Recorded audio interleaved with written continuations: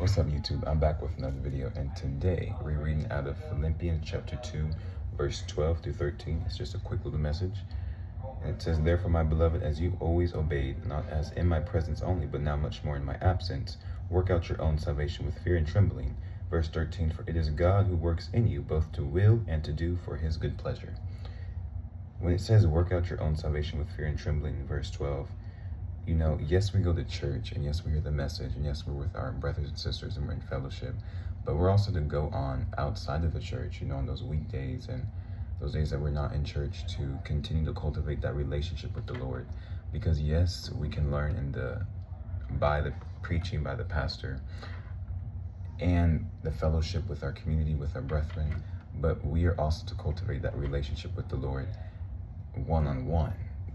How Jesus left the multitudes to go pray, because yes, he was teaching, he was preaching, but he knew the importance of prayer and being alone with the Father. The same we are to do is to cultivate and build that relationship with the Lord, not just in prayer, but in worship, not just worshiping all together in a group and with our other brethren, but just between us and the Lord, between us two. And worship is in many different ways. It's not just in worshiping with the mouth or tongue.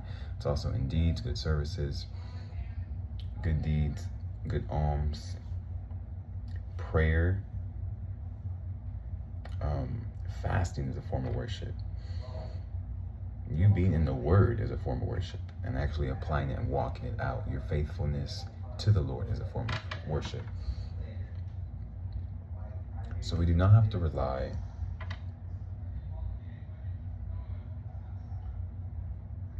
on humans, really. Well, on nobody else but God. We go to God with our problems. We go to God with everything. We don't always have to rely on the pastor, on the preacher, or other brethren or sisters. We are to go to God. When that curtain split in two, when Jesus was risen from the dead, that symbolized the opening between us and God, where we can come to him freely and actually speak with him in prayer and build a relationship with him. Actually talk to our Father, because he wants to build that relationship. And where it says in verse 13, "For it is God who works in you, both to will and to do for his good pleasure." He works within us for his will to be done. But how will we know his will for our life if we don't cultivate and build a relationship with him by being in his word? As it says in John, the word of God, the word is God.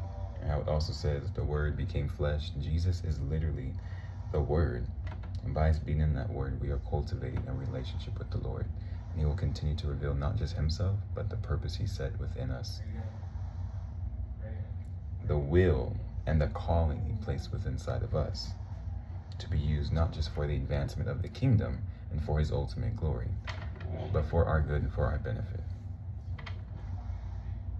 So let's not just rely on the church, but let's go closer with God. Outside of Sundays, let's go in that spiritual closet, in that room where it's just you and the Lord, and build that relationship with him in prayer and worship and meditation on his word. He does not expect perfection, but my personal opinion is I feel like he expects effort for you to actually do something. Because nobody's perfect. We've all come short. We've all fallen short. We've all sinned. We've all sinned. Nobody's perfect. We'll never be perfect. But what we can do now is build up until we are perfect, which we won't be perfect until we're up there.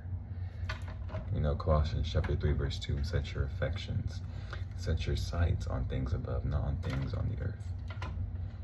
Set your focus on God. He'll take away everything. As of all the negativity, the fear, doubt, worries, come to him. He's your Father, and draw to him now. Draw to him now while he is near. Isaiah chapter 55, verse 6.